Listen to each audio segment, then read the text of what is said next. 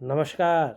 सामुद्रिक विज्ञान के इस अंक में एक बार पुनः आपका स्वागत है। दोस्तों, मैं हूँ भास्करानंद डोभाल और आप देख रहे हैं हस्तरेखा का ये अंक अपनी ही पसंदीदा यूट्यूब के चैनल गो ब्लॉग्स में। एक सुंदर सी मेल हथेली, आप पुरुष जातक हैं और आपकी रियल हथेली मेरे सामने विवेचना के लिए आ रखी है। इस हथेली को देखकर मैं एक चीज़ कह रहा हूँ, बहुत अलग हथेली है। इस हथेली में सारे राजयोग बन रहे हैं। और राजयोग का मतलब क्या होता है? ऐश्वर्य से युक्त जीवन देने वाला, चमक धमक वाला जीवन, जिसमें कोई कमी ना हो, राजा के समान जीवन जीना, उसको राजयोग कहते हैं। या किसी क्षेत्र में बहुत बड़ी प्रसिद्धि को दिलाना, एक ब्रांड बनाकर उभारना, कहीं ना कहीं नेम फेम होना, इसको जो है, या जीवन की अंदरूनी खुशियां बहुत ज़्यादा होना, ठीक है ना, सभी चीज़ों से परिपूर्ण होना, उसको राजयोग कहते हैं। लेकिन सारे राजयोग क्या कर रहे हैं? इनको जीवन में संघर्ष और तंगहाली दे रहे हैं। उसका भी कारण है और बहुत बड़ा कारण है।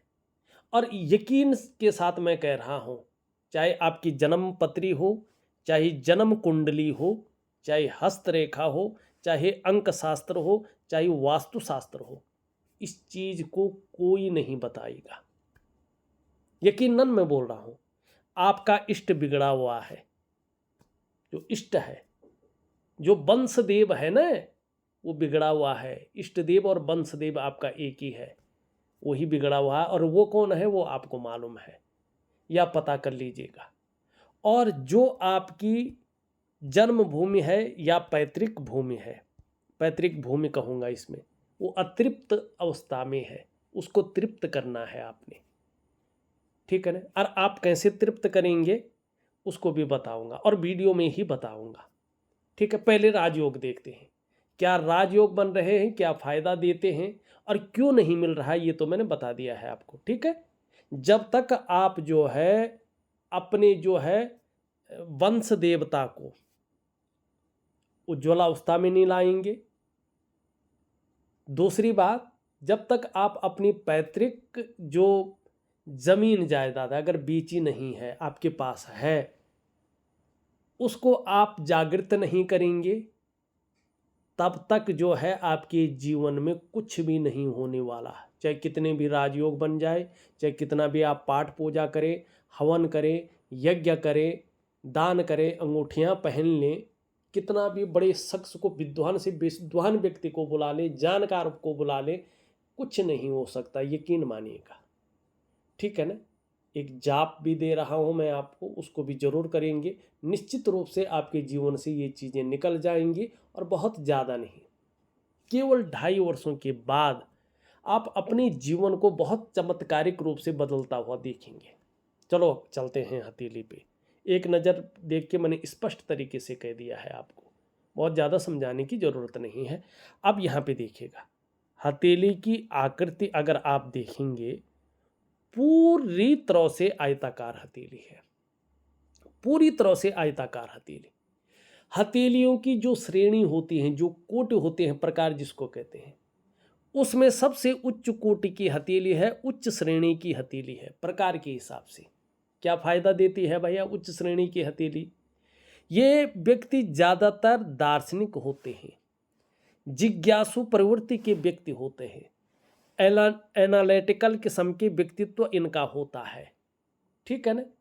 करियर का अगर मामला देखते हैं तो जिसमें बोलने से बहुत ज़्यादा काम चलता हो, शारीरिक मेहनत की ज़रूरत थोड़ी कम पड़ती हो, या जिसमें मस्तिष्क कार्य से बहुत ज़्यादा काम चलता हो, शारीरिक मेहनत की ज़रूरत पड़ती तो हो लेकिन कम पड़ती हो, ऐसे करियर इनके लिए ज़्यादा सुटेबल होते हैं, ज़्यादा तरक्की देने वाले होते हैं और ये इन चीज़ों में बहुत बड़ी कामयाबी को हासिल करते हैं।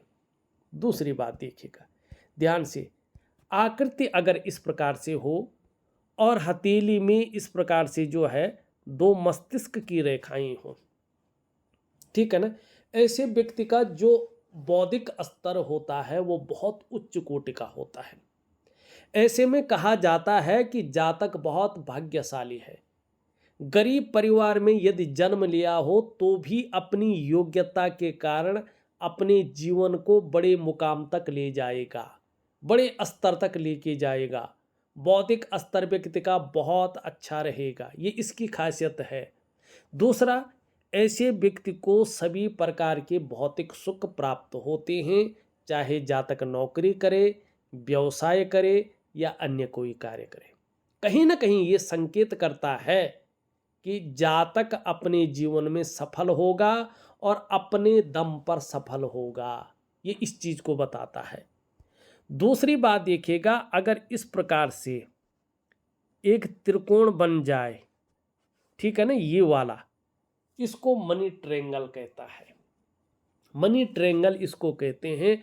ऐसा व्यक्ति का दिमाग बहुत ज़्यादा इंटेलिजेंट होता है, शार्प माइंडेड होता है।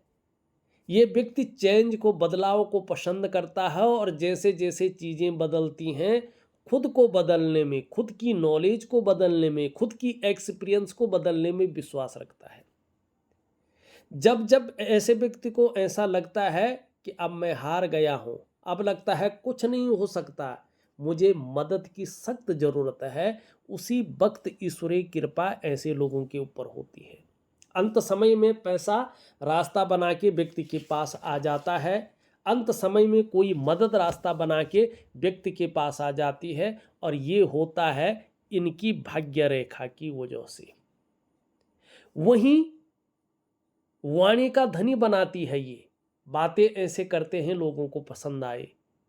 थोड़ा सा ये व्यक्ति हंसी मजाक करने वाले भी होते हैं, अच्छे सेंस ऑफ ह्यूमर वाले होते हैं, व्यापार की गहरी समझ रखते हैं, कॉम्पिटिटर पर नज़र रखते हैं कि कोई कुछ नया कर रहा होगा और व्यक्ति के पास वो नहीं है, तुरंत उसे अपने जीवन में कॉपी करने की कोशिश करते हैं। इसको धन की कोठरी भी कहा जाता है।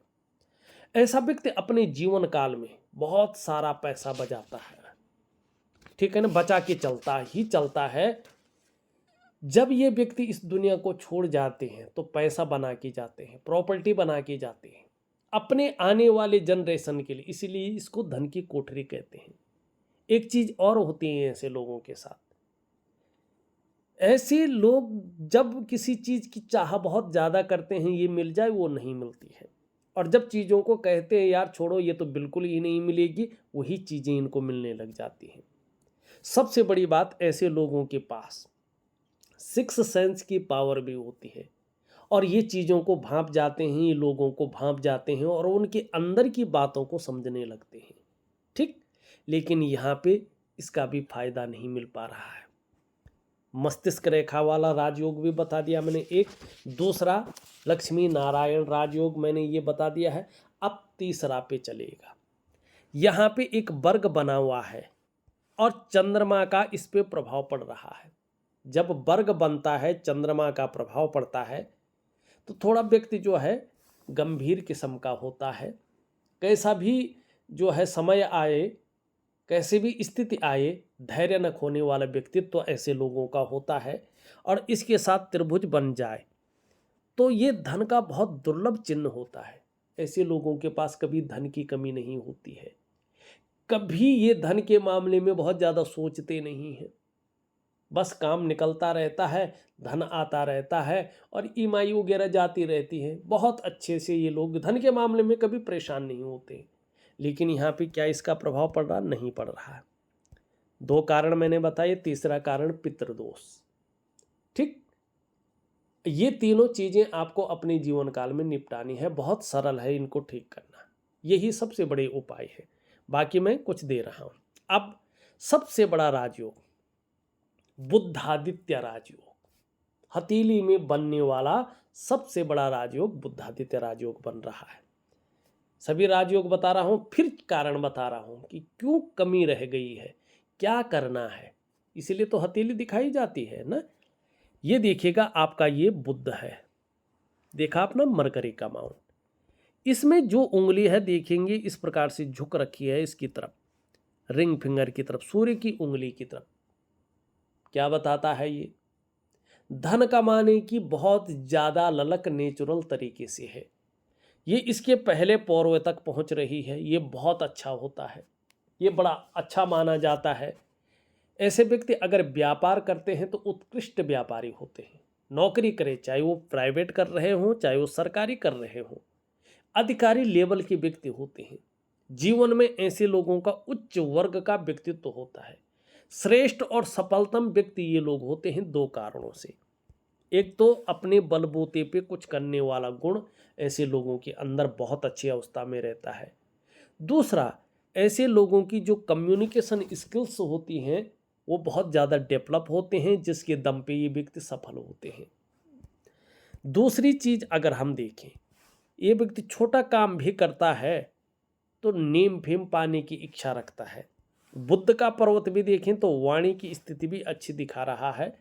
धन और ऐश्वर्य की स्थिति को बुद्ध की ओर से हमेशा अच्छा दिखाई दे रहा है। अब ये वाला भाग है आदित्य का।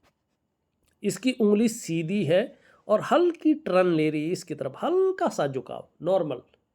तो यश पाने की इच्छा, नेम फेम पाने की इच्छा और अपने कार्यों में विस्तार और फैलाव पाने की इच्छा नेचुरल तरीके से है। जब इच्छाएं रहती हैं तो कहीं ना कहीं काम होता है।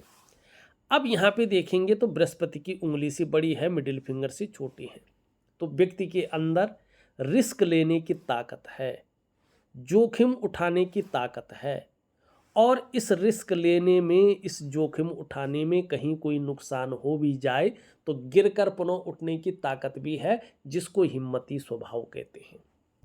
अब इसमें राजयोग कहाँ है भाई, देखिएगा कैसे बन रहा है बुद्धादित्य राजयोग, वो भी देखिएगा। और आगे जाके निश्चित ये फायदा देगा। जितनी जल्दी आप चीज़ों को ठीक करेंगे ये फायदा उतनी जल्दी देगा। सारे राजयोग मिलके बहुत बड़ा चमत्कार आपके जीवन में ये करके रहेंगे, अंत समय में बड़ा चमत्कार।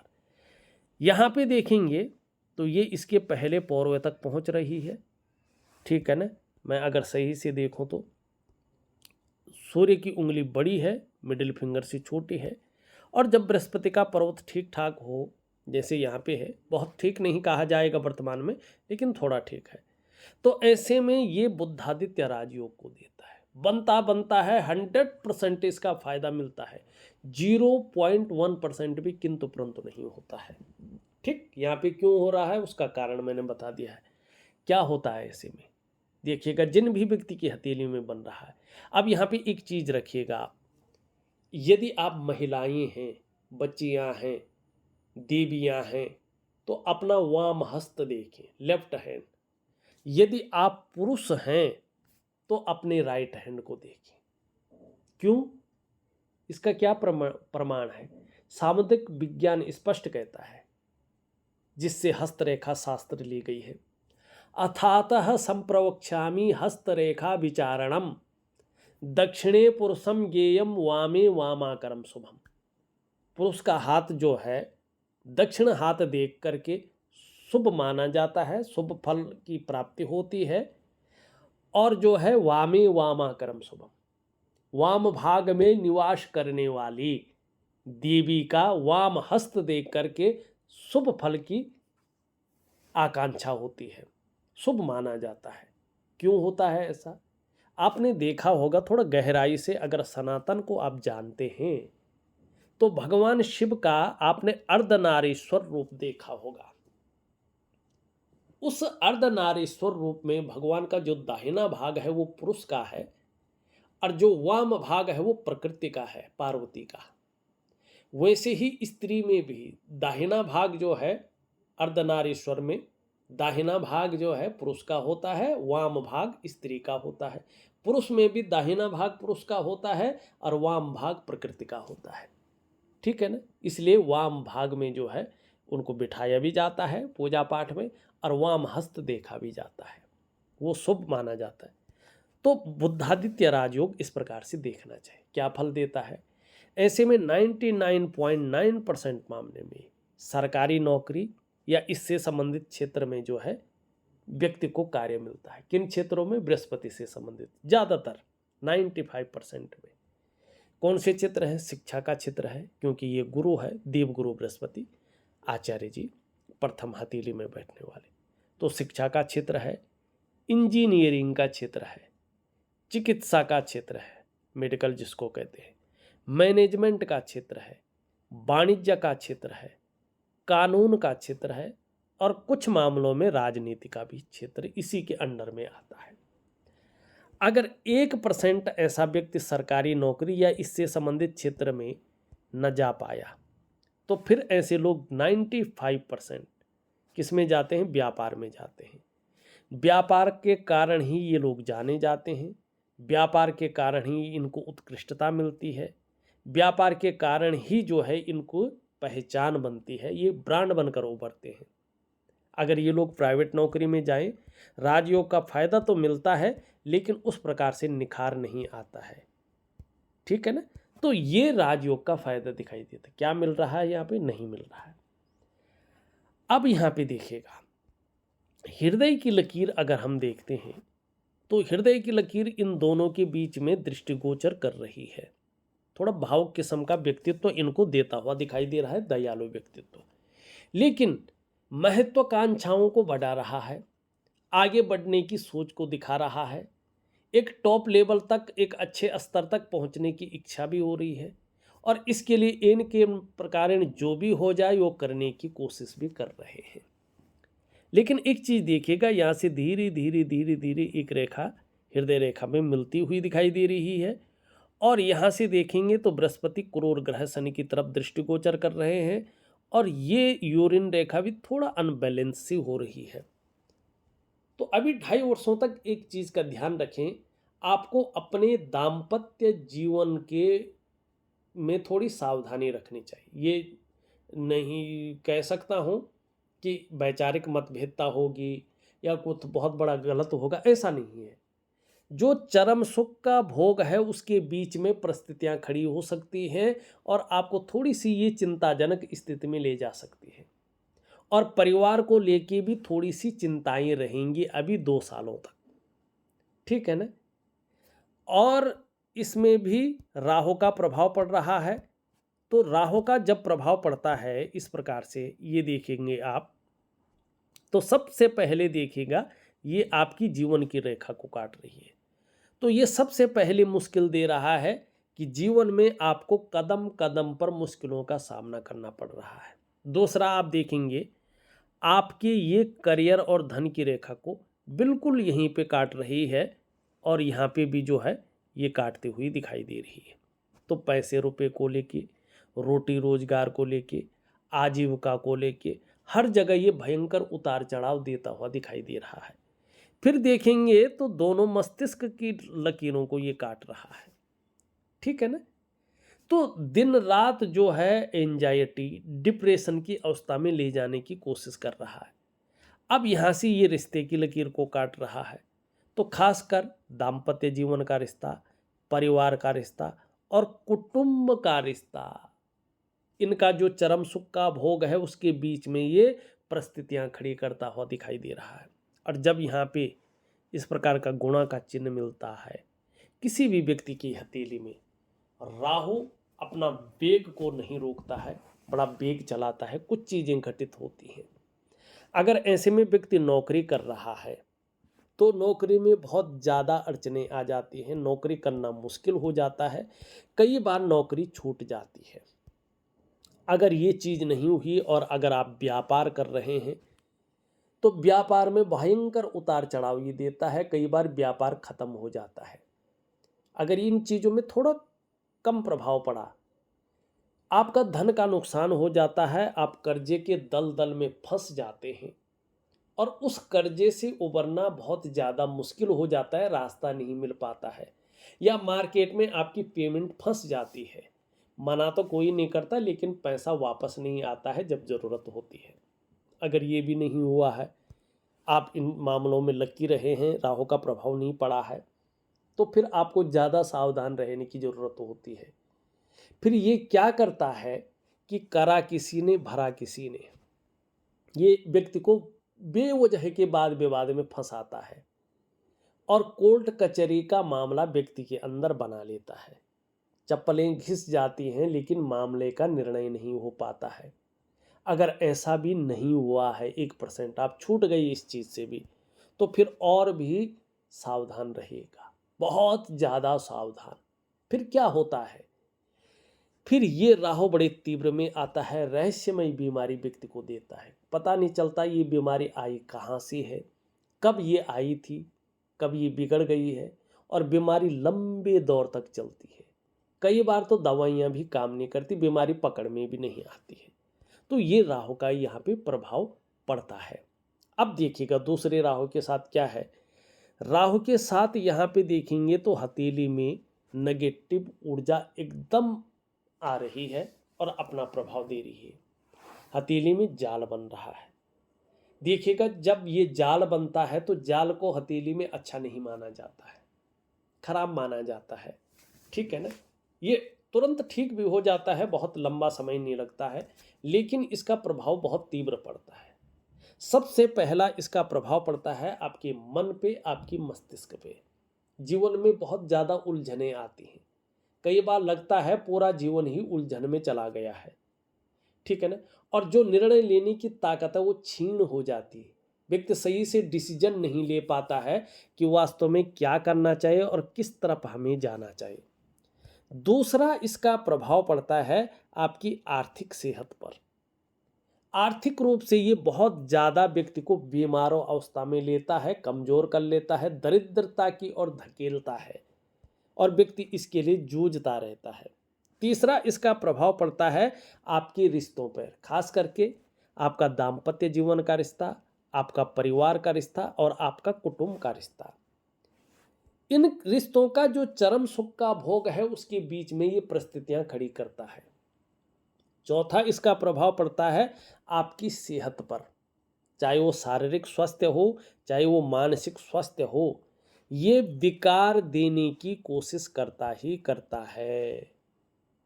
और पांचवा और सबसे बड़ा प्रभाव इसका, सबसे तीव्र प्रभाव इसका पड़ता है आपकी डेवलपमेंट पे और आपकी प्रोग्रेस पे। जो आपका सफलता का स्तर हो जाना चाहिए था वो सफलता का स्तर कहीं ना कहीं जो है माइनस की तरफ जाता है, ठीक। और ये जड़ें कहाँ से जुड़ी हुई हैं आपकी, आपकी पैतृक स्थली से जुड़ी हुई है, ठीक है ना। पैतृक स्थली से जुड़ी हुई है और किसी महिला के द्वारा जुड़ी हुई है। तो आपको जो है एक तो वंशदेव को जागृत करना है, उस भूमि को जागृत करना है और इस चीज़ को शांत अपने आप ये चीज़ हो जाएगी। और दूसरा क्या करेंगे आप, अपने पितरों के निमित्त, ठीक है ना, श्राद्ध पक्ष में नहीं तो किसी महीने की अमावस्या को उत्तराखंड में आप अगर देखेंगे तो हरिद्वार में नारायण शिला है, गंगा जी के तट पे। अपने पितरों के निमित्त नारायण बलि जरूर करें, पुत्रों को मोक्ष में पहुंचा दें और उनका आशीर्वाद लेके अपने जीवन को चमत्कारिक रूप से बदल देंगे। यदि नारायण शिला में न हो तो उत्तराखंड में भू बैकुंठ धाम, इस भूमि में एक ही जगह बैकुंठ कहा गया है जहाँ पे स्वयं विष्णु देव जो है योग ध्यान की मुद्रा में रहते हैं। उनके साथ कुबेर हैं, उद्धव जी महाराज हैं, ठीक है ना। तो वो है बद्रीनारायण, बद्रीनाथ, अलकनंदा के किनारे पे ब्रह्म का पाली है जहाँ पे पितरों को मोक्ष मिलता है। इन जगहों पे अगर आप किसी एक जगह पे नारायण बलि अगर कराते हैं किसी अच्छे विद्वान पंडित से तो पितरों को मोक्ष मिलेगा और आपके जीवन से ये सारी आदि व्याधि दरिद्रता जो भी चीज़ें खराब हैं वो निकल जाएंगी और राजयोग का फायदा मिलेगा, ठीक है ना। दो तीन चीज़ें बहुत वो थी वो मैंने बता दी है। इन दोनों रेखाओं के बारे में, इन रेखाओं के बारे में मैंने पहले ही आपको बता दिया है। जीवन की अगर लकीर देखें तो जीवन की लकीर बहुत अच्छी है, लेकिन जन्म स्थान से दूर उन्नति है, जन्म स्थान में रहकर उन्नति नहीं दिखाई दे रही है। और ऐसे व्यक्ति का जो प्रारंभिक दौर है थोड़ा संघर्ष से युक्त रहता है, कई बार उतार चढ़ाव झेलने पड़ते हैं, कई बार अस्थिरता का सामना करना पड़ता है, कई बार संघर्ष झेलना पड़ता है, लेकिन आगे चलकर लाभ होता है। ज़्यादातर विदेश में ऐसे लोग ज़्यादा सक्सेस होते हैं, ठीक है ना। यहाँ पे धीरे धीरे अगर देखें मछली का चिन्ह अभी आकार ले रहा है, लेकिन अभी इसका फायदा नहीं है तो नहीं बताऊंगा। ऊर्ध्व रेखाएं हैं, कार्य के प्रति जुझारूपन रहेगा, जिस कार्य को हाथ में ले लेंगे जब तक पूरा नहीं होता तब तक छोड़ेंगे नहीं। यहाँ पे हड्डी निकल रही है। देखिएगा, ये जीवन काल में संघर्ष थोड़ा बहुत देता ही देता है। कई बार व्यक्ति अगर जल्दबाजी में, भावनाओं के वशीभूत होकर, उतावलेपन में अगर कार्य करे तो धन हानि भी होती है। ऐसे लोगों को व्यवसाय बड़ा सोच समझकर जीवन में करना चाहिए। ये व्यवसाय में थोड़ा नुकसान को देता है। अगर ऐसे लोग व्यवसाय करें भी तो पार्टनरशिप में ऐसे लोगों को कार्य नहीं करना चाहिए। पार्टनरशिप में इनके साथ धोखा होता है या व्यवसाय नहीं चल पाता है। खूब मेहनत के बाद ही ऐसे लोगों के पास धन आता है। खासकर जीवन में धन कमाने की जो स्थिति है, कई बार थोड़ी सी लेट आती है। वैसे कहा जाता है कि 42वें वर्ष की आयु से चीज़ें ठीक होनी शुरू हो जाती हैं, भाग्योदय हो जाता है। और फिर बुढ़ापा काल 56 वर्ष की आयु के बाद बहुत अच्छा समय ऐसे लोगों का कहलाता है। लेकिन जब साथ में ये दोष आ जाएं तो इसका प्रभाव नेगेटिव अवस्था में पड़ता है। और जैसे जैसे उम्र बढ़ती है, पीठ का दर्द है, घुटने का दर्द है और कमर की प्रॉब्लम की संभावना ज़्यादा होती है। साटिका की प्रॉब्लम, कमर की प्रॉब्लम जिसको कहते हैं, वो हो जाती है। तो योगा है, प्राणायाम है, ऐसे लोगों को करना चाहिए। ये आपकी हथेली की कुछ चीज़ें थी। यहाँ पे शुक्र का पर्वत देखें तो पीछे की ओर झुका हुआ है। घूमने फिरने के बहुत ज़्यादा शौकीन रहेंगे, ठीक है ना। शुक्र बहुत अच्छी स्थिति में है, शुक्र खराब नहीं है, ग्रह खराब नहीं है, आपके ग्रह अच्छे हैं, दोष दूसरे हैं। देखिएगा, आगे आने वाले समय में बहुत अच्छा दिखाई दे रहा है। शुक्र सुख का कारक है, शुक्र देता हुआ दिखाई दे रहा है, ठीक है ना। और सुख पाने के लिए मेहनत भी करेंगे। निम्न मंगल और उच्च मंगल भी आपके बहुत अच्छे हैं, खराब नहीं है। तो पराक्रम बहुत अच्छा रहेगा, एनर्जेटिक स्वभाव बना रहेगा। ये थोड़ा सा शनि की तरफ देख रहे हैं और थोड़ा सा यहाँ पे हल्का कमज़ोर हुए, बहुत ज़्यादा नहीं। तो जो ये धन का ग्रह है तो थोड़ा साधारण अवस्था में बैठे हुए हैं, तो आपके अंदर थोड़ा साधारणता दे रहे हैं। देखिएगा, जब गुरु थोड़ा सा भी खराब होता है ना तो धन की दिक्कतें बढ़ जाती हैं। ऐसा व्यक्ति पूजा पाठ में तो लगा रहता है मगर इष्ट कृपा नहीं मिल पाती है, ठीक है ना।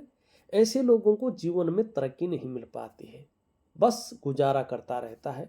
कई बार इनकम तो बढ़ सकती है लेकिन इंसान ने लेवल पार करके दूसरे ऑर्बिट में नहीं पहुंचता है। और गुरु थोड़ा सा भी खराब होना शुरू हो जाए तो कई बार डायबिटीज देता है, लीवर की दिक्कत को बढ़ाता है, मोटापा बढ़ जाता है, इंसान को थोड़ा शिथिल कर लेता है। सबसे बड़ा, व्यक्ति के जीवन से खुशहाली निकाल लेता है। तो आपको थोड़ा सा जो है ना, गुरु के ऊपर ध्यान देना पड़ेगा। मैं छोटे छोटे कुछ क्रियाएं और उपाय दे रहा हूं, जरूर करें। शनि की स्थिति देखें तो शनि की स्थिति ठीक है लेकिन थोड़ा गंभीर व्यक्तित्व तो दे रहा है, लेकिन कभी कभी बेवजह की चिंताएं दे रहा है या कोई ना कोई ऐसी वजहें खड़ी करता है जो थोड़ा तनाव की स्थिति दे और सुबह उठने में थोड़ा आलस्य दे। सूर्य के देखें तो बहुत ज़्यादा यहाँ पे डाउन स्थिति में है, ठीक है ना। जब सूर्य इस प्रकार से होता है तो थोड़ा सा जो प्रसिद्धि है, जो ग्लैमर है और जो व्यक्ति एक उभर कर आना चाहिए उसकी कमी होती है। तो दिव्य सूर्य क्रिया दे रहा हूँ। छोटा काम भी करेंगे तो नेम फेम पाने की इच्छा रहेगी। इनके बारे में बता दिया है। चंद्रमा हल्का अनबैलेंस है। देखिएगा, चंद्रमा जब थोड़ा अनबैलेंस होता है और उसके साथ गुरु भी हल्का अनबैलेंस हो जाए और सूर्य भी थोड़ा उस प्रकार से ऊर्जा प्रोवाइड न करे, एक के साथ ये लक्षण आ जाए तो कैश की और बरकत की कमी आनी शुरू हो जाती है। जल्दी एंजाइटी आ जाती है, डिप्रेशन आने शुरू हो जाते हैं। कई बार इंसान का मन करता है यार अकेला में बैठा रहे। माँ होती हैं तो माँ की तबीयत को लेकर जो है चिंता रहती है या माँ के साथ संबंध थोड़े ठीक नहीं रहते हैं। और सबसे बड़ी बात, अगर चंद्रमा इस प्रकार से हो जाए तो इंसान बिना वजह के समाज के नज़रों में विलेन बनना शुरू हो जाता है। चंद्रमा थोड़ा भी खराब होने बैठ जाए, तन मन धन तीनों का कारक है, तन भी खराब रहता है, मन भी, और धन के रिजल्ट भी खराब आने शुरू हो जाते हैं। तो मैंने आपकी हथेली की बहुत गहराई से विवेचना करके आपको बता दिया है। और जो भी उपाय हैं, क्या क्या उपाय दूंगा देखिए ध्यान से। एक दिव्य सूर्य क्रिया, एक दिव्य योग ध्यान क्रिया मैं आपको दे रहा हूँ। ये क्रियाएं हैं, और एक वनस्पति स्नान में दे रहा हूँ। ये भी स्नान आप करते ही हैं, 2 मिनट की क्रिया उसके साथ करनी है और जो है कुछ मिलाना है वनस्पति द्रव्य और उससे स्नान करना, बस यही क्रियाएं हैं। ठीक है। और दिव्य सूर्य क्रिया, दिव्य योग ध्यान क्रिया बहुत पावरफुल क्रियाएं हैं, इनको भी आप करेंगे, निश्चित ही आपको फायदा मिलेगा। और एक इस चांडाल दोष से मुक्त होने के लिए एक जाप दे रहा हूं और आप जरूर करें तो आपको बड़ा लाभ होगा। इस वीडियो में बस इतना ही। एक नई वीडियो के साथ पुनः उपस्थित होऊंगा, तब तक के लिए नमस्कार।